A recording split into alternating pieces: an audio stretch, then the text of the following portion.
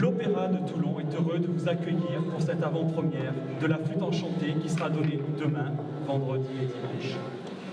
Je tiens à vous informer que certains solistes sont dans un état grippal. Ils ont tenu malgré tout à assurer cette répétition générale. Veuillez les excuser par avance s'ils venaient à s'économiser. Nous vous souhaitons une excellente fin d'après-midi. Ok.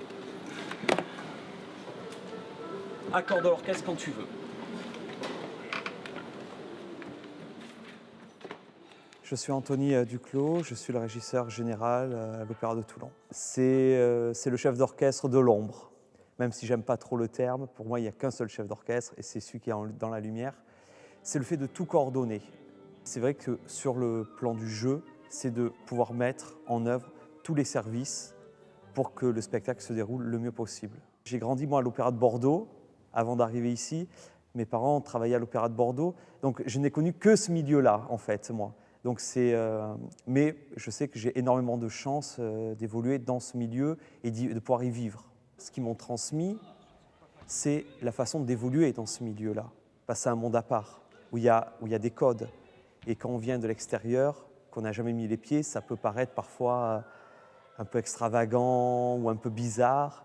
Pour moi, c'est normal. Pour moi, c'est des amis à moi qui travaillent dans le privé. Je trouve ça un peu bizarre parfois.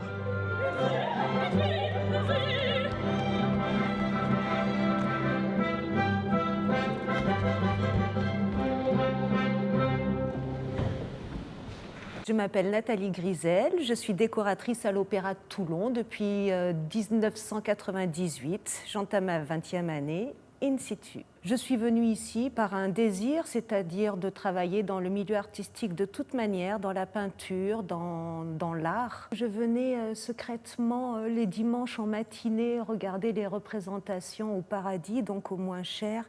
J'étais en études d'art, mais rien ne me destinait au monde lyrique plus que ça. Mais la situation s'est trouvée comme ceci.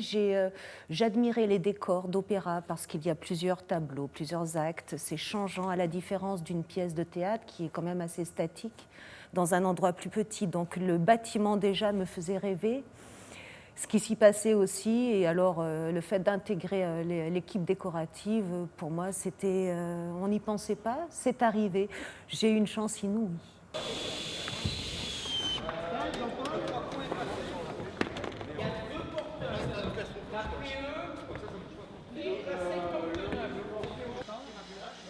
Alors en fait, pour faire court, j'étais cascadeur et ma grand-mère était habilleuse ici. Moi j'étais sur Paris, il devait y avoir une torche humaine mais ils n'avaient pas beaucoup de budget. Elle m'a dit mon petit-fils est cascadeur. Je suis venu ici et j'ai découvert le spectacle vivant parce que moi je travaillais pour la télévision. Ça m'a plu et j'ai gardé toujours un contact et quand j'ai voulu un peu changer, je suis intégré à l'opéra.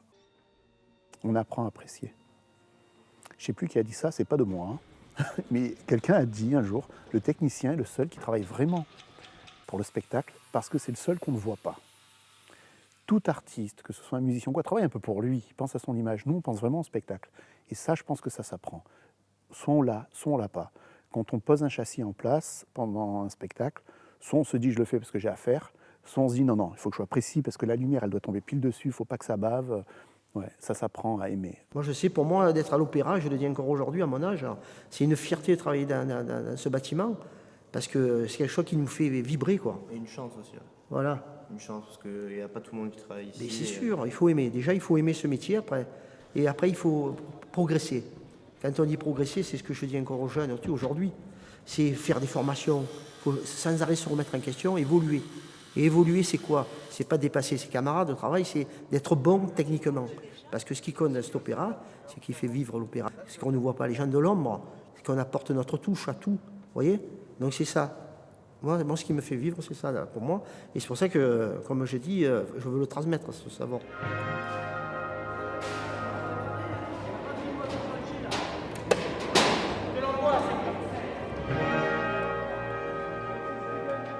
Alors en fait, on se sent un peu étranger quand on arrive.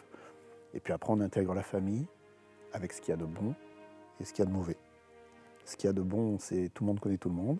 Et ce qu'il y a de mauvais, c'est que tout le monde connaît tout le monde. On est 160, 180 à peu près. Donc on est encore une famille où on se connaît tous. On va à l'Opéra de Paris, ils sont 2000. On ne peut pas connaître tout le monde, savoir le prénom des enfants, tout ça. Donc c'est aussi une chance qu'on a ici. La famille, je la ressens, c'est encore une chance dans notre milieu que de pouvoir choisir plus ou moins le neveu ou enfin des gens qui sont formés ou qui seront formés chez nous, mais dont on a connaissance du lien familial. C'est une chance inouïe, donc ça nous met finalement tous dans le même bateau. Notre mot d'ordre, évidemment, c'est la levée de rideau, c'est l'ouverture. Et je pense qu'à bien connaître les gens, on travaille mieux finalement. La passion se transmet ici, parce qu'ici, comme je vous dis, c'est une famille qui se soude parce qu'on passe plus de temps à l'opéra que chez nous.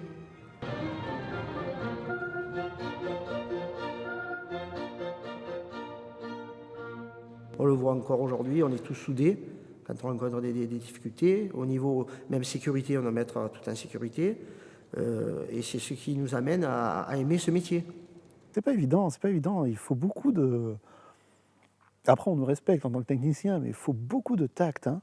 C'est vrai, je me rends compte en parlant avec vous, il faut s'adresser à tout le monde sans froisser tout le monde. Alors, vous êtes là, vous portez un truc de 10 mètres, personne n'est dans la lune, pousse tout. On peut être dur quand une manœuvre ne va pas, mais il faut savoir déjà si ce n'est pas soi-même où l'erreur vient. Et après, c'est une relation de confiance qu'on a surtout avec les équipes. S'ils savent qu'ils peuvent avoir confiance en moi, on n'a pas besoin d'avoir une relation forte. Comme moi, j'ai confiance en eux. Quand on est dans un précipité, où je ne vois pas, moi, et que c'est mon chef d'équipe, ça peut être Olivier d'ailleurs, qui me dit « Ok Anthony, on peut y aller », je dois avoir confiance. Je sais que tout le travail doit être fait, parce que moi, je ne vois rien. Moi, j'appuie sur le rouge pour que le chef démarre. S'il y a une erreur, c'est de la faute d'Olivier. Et aussi de la mienne, parce que je l'aurais peut-être mal indiqué.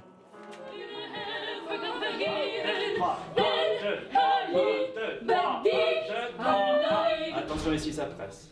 Ça vient. Pam, pam, pam, tim, pam, tim, pam. Au fond, installez tout ça. D'accord, super. Je m'appelle Kathleen Imbert, je suis la chef costumière de l'opéra. On a davantage de relations avec les accessoiristes ou les techniciens de scène, vu qu'il y a pas mal d'accessoires de nos costumes qui leur servent et qu'on récupère dans les loges, ou alors eux, ils nous les récupèrent sur le plateau. Après, on s'organise en fonction de l'endroit où on se trouve au moment du spectacle pour que ce soit eux qui récupèrent les accessoires, soit nous. Donc il y a une bonne entente sur ça. On s'entraide. J'aime bien quand même l'opéra, dans la mesure où ça permet de changer chaque mois. En fait, on a une nouvelle production, donc on change d'univers, et c'est ce qui est intéressant. On a une autre équipe qui arrive, un autre metteur en scène, un autre chef d'orchestre, d'autres solistes, donc des façons totalement différentes de travailler à chaque fois. Donc nous n'avons jamais réellement une routine dans le travail.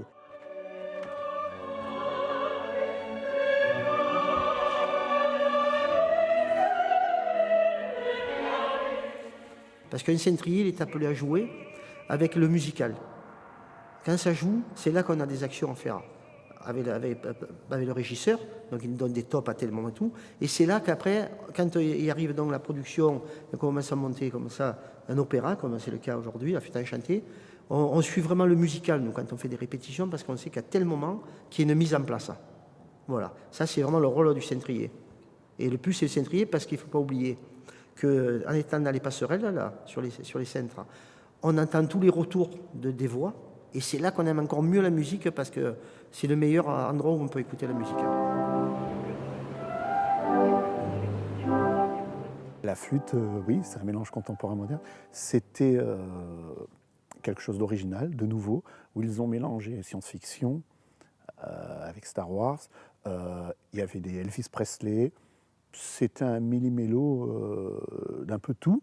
Alors, c'est vrai que quand tout arrive, petit à petit, les costumes, quand on reçoit des États-Unis un Star Wars ou Elvis, on se dit, mon Dieu, dans quoi on va se lancer? C'est n'importe quoi. Et puis après, c'est vrai que sur la scène, avec les lumières, le décor, tout prend forme, mais j'ai bien apprécié. C'était pas mal du tout. Puis bon, La Flûte enchantée et La Reine de la Nuit, déjà l'air, C'est extraordinaire.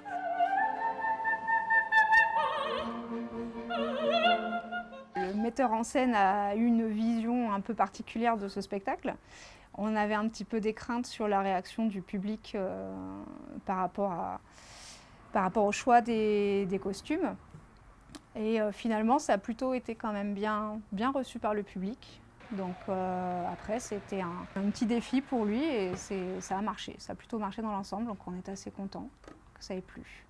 Mais c'est ça aussi la surprise. Même nous qui sommes à l'intérieur, des fois on arrive encore à être surpris, on voit des choses toutes décousues. On ne dit pas que ça va être laid parce qu'on a confiance, mais on se dit, mon Dieu, comment ils vont s'en sortir? Et ils s'en sortent, ils savent où ils vont.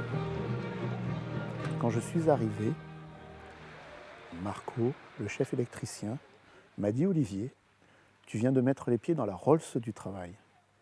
Et je me dis, sur la planète, on est déjà 5% à avoir la chance de manger à sa faim. Je me dis, moi, je suis encore au-dessus des 5%. Vraiment, je ne regrette pas, quoi.